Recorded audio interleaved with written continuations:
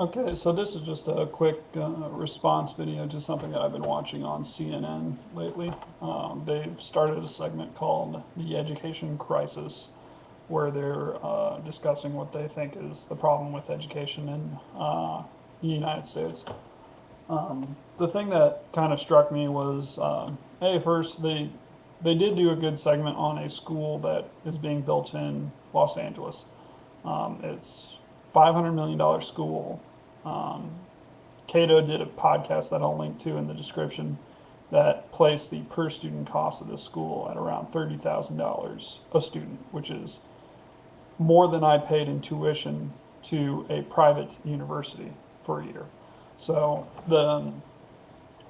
much more, in fact, almost more than double what I paid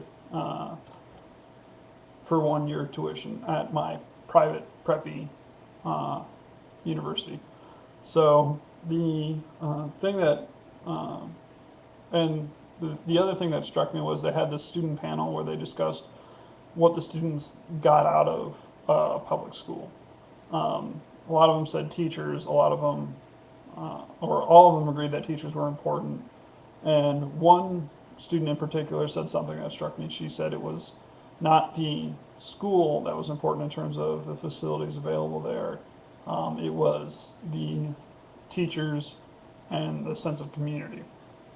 And that sort of echoes what I got out of public education. The thing that I really enjoyed about public education were the select few good teachers. Amidst all the students, or all the teachers at my high school,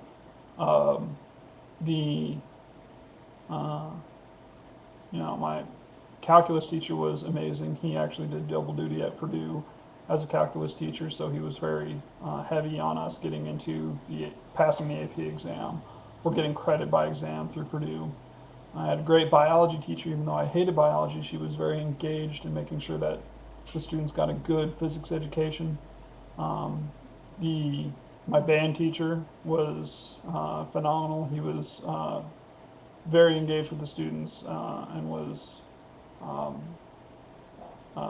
persistent about us getting in practice, despite his leniency if we didn't get enough practice. He was a very, very good teacher. And I also had a great English teacher my senior year, and a whole bunch of fantastic teachers, both in high school and later in my few years at CU. I had a very select group of very good teachers and advisors when I did my stint at the University of Colorado at Boulder. And those were the things that I liked about public education. But the thing that I didn't like about public education were all the other teachers. All the other teachers, for the most part, were either not engaged with the students at all, were narcissistic about their role as a teacher, and some of them just plain didn't even seem like they were equipped to teach the classes that they were given. My big example of this is I had a language teacher, I won't say what languages will give them away, in high school that didn't give a single vocabulary lesson. After 2 years of learning this language, I had zero vocabulary in this language, which was really frustrating because he taught a lot of grammar, but that would just give me sort of the structure of a sentence. The context of the sentence was completely lost because I didn't know any of the words in this language. And he often dismissed this as, oh, this is something that you should learn through movies, the workbooks, things like that. You need to learn these things through these mediums. But, I mean, a typical day in this guy's class, we'd watch a movie, we would play with the class pets, and then we would talk. And he'd never really taught the language ever. It was maybe one day a week where he would go over a grammar technique, but that was about it. And we actually tried to get some administrative action done against this teacher when we all started realizing how little we were learning, and how unprepared we would be for college level language. And even though the administrators were very sympathetic towards my complaints and the other students' complaints, nothing really got done. And in fact, that was about 7 years ago when I made that complaint. That teacher was only recently fired because of budget constraints. So the public education system, there's been a push for smaller class sizes, more availability of arts and language, which admittedly is a good thing to a certain extent. They made all these pushes to try to promote learning in the classroom, because there were some studies that said smaller class sizes meant better outcomes and things like that. But the one thing that resulted from this is a high demand for teachers for many different subjects, and even a higher demand, an elevated demand for teachers in the same subject for what is a very small supply of decent teachers. There are very, very few good teachers, and there's a huge demand for teachers because the public education system is pushing for smaller class sizes and more classes. And unfortunately, the public education system should have much narrower goals if we are to have a public education system at all. I mean, students need to be able to read, they need to be able to do a decent amount of math. And then after that, just about everything else could be pursued outside the classroom or in private education systems. I'm personally for complete privatization, but that's just me. There are many that would argue, even in libertarian circles, that there needs to be some level of public education. But the problem that I've seen, at least over my involvement in the education system as a student and as an instructor, is that we're pushing for more and more students to get these diplomas. We're pushing for more and more college level diplomas. And every year, more and more money gets pushed into the education system.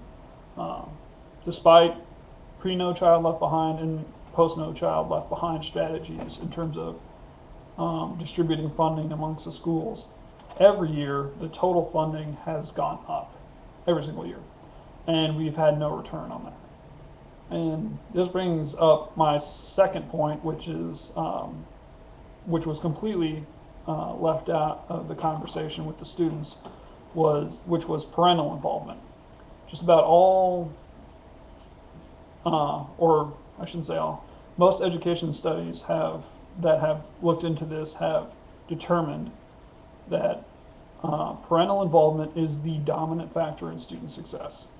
The teachers can be crappy, and I've had crappy teachers, and the school can be crappy, it can be run down. The thing that's important is whether or not the student has parents that are engaged, making sure they get their homework done, and motivating them to continue with school. And if the dominant factor in education is parents, it seems counterintuitive to try to change the education system by adding more books, reducing class sizes, and things of that nature. The major factor is parents. So there needs to be somewhat of a cultural change, I think. And this is sort of why I like privatization, because a parent that is motivated can spend up until their motivation level. If they're not really motivated that much to get their kid into school, they can maybe send them to a vocational school or a school where they learn to read and do math, and that's it.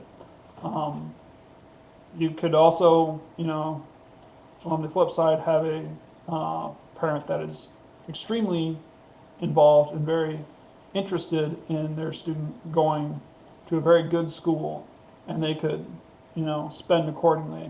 And that would create a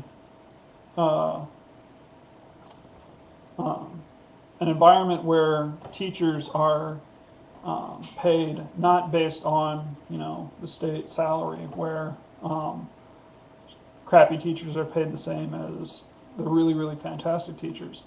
But we would have a system where the good teachers would be rewarded, the bad teachers would be moved into lower and lower schools, where they admittedly wouldn't have to work probably as hard because, the students aren't motivated, because their parents aren't motivated, therefore they don't have to be that motivated either. I mean, it would seem to fit more of the environment in terms of the society's view of schools as a whole, or society's view of education as a whole, which for some people it's not that important. I mean, there are plenty of people that, send their kids off to the military, or send them off to get a job or something like that, or they learn a vocation through their parents, and they don't really need school for that. And there are obviously parents who wish much more for their students or for their kids, but there's obviously no ethical reason why one is better than the other. I mean, both serve a purpose in our country. Both, there's no bullshit in having a job, even if it's a minimum wage job. So it doesn't really matter if a parent sends their kids off to a vocational school or if they send them off to become a doctor. Both are great pursuits. And so it's pumping money into education to try to get everybody a high school diploma and try to get everybody a college degree, I think is a losing pursuit, because a decent number of students that leave the college education system don't use their diplomas, and a lot of the skills that people that get high school diplomas need for their job can be learned on the job. So forcing them to sit through 4 years of reading and math doesn't really give them any advantage. So that's sort of my summation. I wish CNN would talk more about the parents, and I wish CNN would look more into the cultural aspect of pushing for more high school graduates and more college graduates, and how that's actually reduced the quality of our education system as a whole.